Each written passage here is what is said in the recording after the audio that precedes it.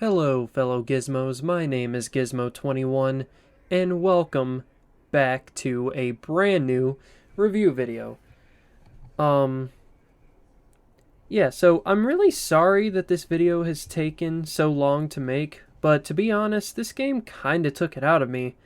Either that, or it was just like a coincidence that I happened to play this at the same time of having kind of a creative burnout in terms of review videos, and I just mainly wanted to create gameplay videos, which, by the way, the gameplay channel is up and running and does have videos on it, so if you haven't subscribed to it yet or, looked at it, that's where all my gameplay videos are. So from now on, that's where they'll be.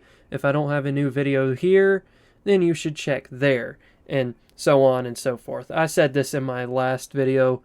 So yeah, there's not going to be any more Silent Hill or Tormented Souls here anyway. They'll be on the Horror Corner channel. So with that, let's get into the video. I have two simple questions to ask you. Did you like F.E.A.R 1? What about F.E.A.R 2?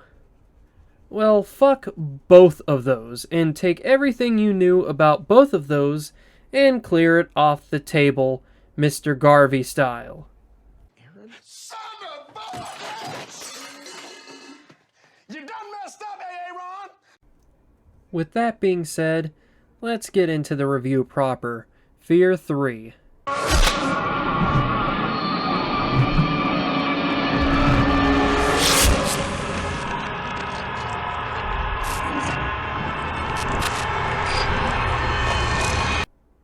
Or F.E.A.R. Yeah, you get it. F.E.A.R 3 takes place immediately after the events of F.E.A.R 2. In F.E.A.R 3, you play as Point Man again, but he's only really Point Man in name. Here lies the first problem I had with the game. You play as Point Man in F.E.A.R 1 as well. However, you don't really know what he looks like or what he sounds like, and with that, it's a lot easier to get immersed into the game. It's a lot easier to feel like you're the one really there. But in F.E.A.R 3, they kind of fuck that up. The devs give him something akin to a personality, but really it just comes off as kind of moody and just kind of a moody character in general. You can also play as Paxton Fettel in this game, but unfortunately, you have to beat the entirety of F.E.A.R 3 as Point Man before you get to do that. Playing as Paxton is actually pretty damn fun, but by the time you get through F.E.A.R 3, at this point, you're kind of just sick of the game. Which is something that really never happened in F.E.A.R 1 or 2. Hell, F.E.A.R 2 is practically a masterpiece. F.E.A.R 1 was pretty damn good as well. Speaking of the devs, F.E.A.R 3 was handed off to a completely different developer to make, and it really shows. F.E.A.R 3 was developed by Day One Studios, which is now known as Wargaming West, and published by Warner Bros. Apparently, Day One made the console ports for F.E.A.R 1, but I never played the console ports, so I'm not sure what the quality of those are. But still, you would think that maybe it would translate to a general idea of what made F.E.A.R 1 really great and what made F.E.A.R 2 really great. But it didn't, so you'll see if you play the game yourself and continuing on in the review.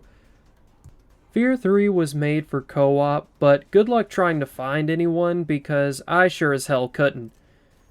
There are some parts that you can really tell were made for co-op, and maybe it would have been more fun, but the entire game is just kinda a drag when you're by yourself. In F.E.A.R 3, the reflexability is pretty much pointless, and there's all these collectibles that you can get that, again, to my knowledge, is kinda pointless. I'm not saying that there's anything necessarily wrong with collectibles. I mean, if that's your thing, that's your thing, but I just didn't really feel like it didn't really feel like it belonged in a F.E.A.R game all that much, especially considering F.E.A.R 1 and 2 didn't have any collectibles really at all. The game also manages to fuck up the shotgun, and overall the game is just kinda stale, and so is the level design, which is really sad because the previous two games were not like that at all. Also, in case you're wondering what kind of weapons you have, you pretty much have your basic cast of weapons. There's not even really any neat weapons per se like there were in F.E.A.R 2 and F.E.A.R 1. The only time F.E.A.R 3's gameplay becomes a little less stale is when you play as Paxton Fettel, which again you don't get to do until you beat the entire game as Point Man first. However, if you can stomach that, you'll get the ability to play as Paxton Fettel, who has the ability to possess soldiers and other things, and honestly, it's just pretty damn fun. Sadly though, by the time I got to the point in the game where I could play as Paxton Fettel, I was just kind of sick of the monotony of the game, and just overall it was just getting really stale. Also, as a side note, one of the funnest parts of F.E.A.R 3, and one thing I would definitely recommend you kinda play it for if it's your thing, is the power armor segments of the game. It's really fun. I really like that. If F.E.A.R 3 was the entirety of just that, then it would be a better experience. Overall, the game is just kind of meh. If you want to scratch the F.E.A.R itch, then I recommend you just play the first one or the second one. The only reason you have to play F.E.A.R 3 is the power armor segments I just mentioned, if you really, really, really want to play as Paxton for some reason, and narrative, I guess. Also, fuck my phone. But even the narrative's conclusion is just kind of meh, like, it's not all that satisfying, just like the game itself. It's a meh and overall lesser F.E.A.R game. I feel like F.E.A.R 3 is just kind of a product of its time, if it's even possible to be a product of its time, being that it came out in 2011. But 2011 was generally kind of an odd time for FPSs anyway.